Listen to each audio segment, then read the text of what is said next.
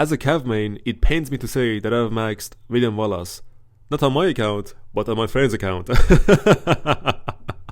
Anyways, welcome back to a new video. Let's dive into Wallace, max him first, and then talk about his best pairings, his best talent tree, who should invest, and more. And god damn, we just hit the jackpot on this field. So 9 heads from 1 spin. That is pretty good. I just don't know why I don't have this luck on my main account, but always on my friend's account.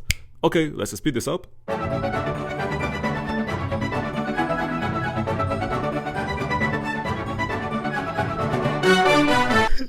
I'm tired of digging, Grandpa. Well, that's too damn bad. Now keep on digging, boy.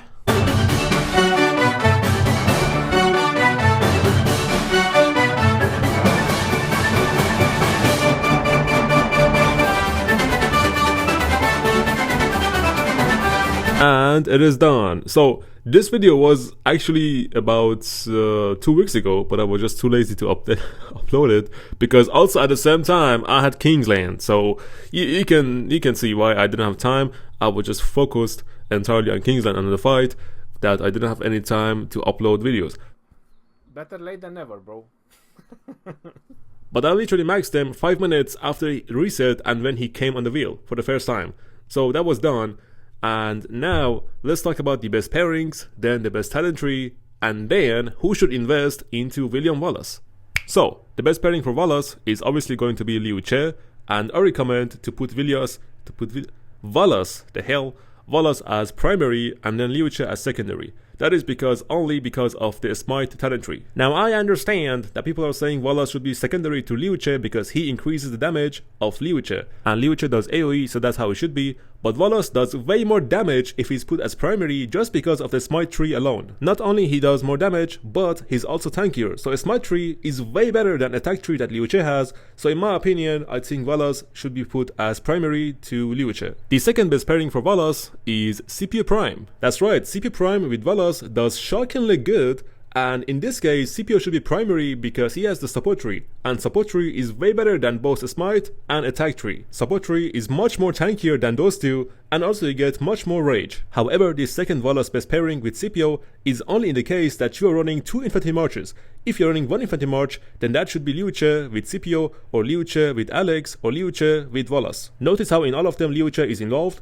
so that means 𝒟𝒶𝒹𝓎 should be your first investment for infantry, and as your second investment it should be CPU Prime. And that is because these commanders, they have AoE, and AoE gets you much more kills compared to single damaging commanders, especially in the Murderable. So AoE is the first priority for investment, then single damage. The next best pairings for Wallace is going to be 𝒟𝒏𝒏, 𝒟𝒏𝒏, and Pairings. However, pairing 2 single damaging commanders together is never optimal and is never a good option. For duels, sure, you can do that, but for Murdables, hell nah! You always need a mix with AoE commanders. It's like interracial sex, you know? Black and you know what, moving on. The best example would have been me and Mimi because she's Korean and I'm Middle Eastern, but since that's not happening anymore. Because I know, somewhere deep down in my heart,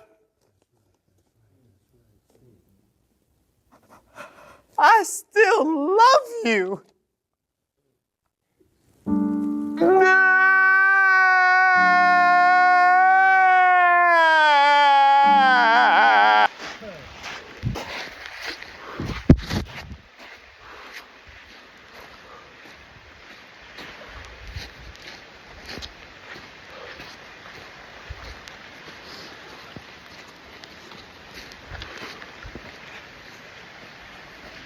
Here is the best talent tree.